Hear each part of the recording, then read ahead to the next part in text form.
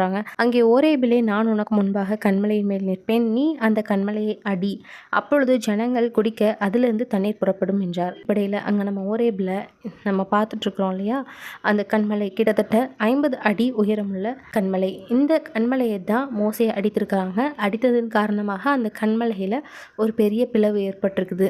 அது 2 துண்டாக மாறி இருக்குது. அந்த கன்மலையிலிருந்து தான் நீரூற்று புறப்பட்டு வந்திருக்கிறது. இஸ்ரவேல் ஜனங்களும் அவர்களுடைய கால்நடைகள் எல்லாருமே அந்த தண்ணீரை தான் குடித்திருக்கிறாங்க.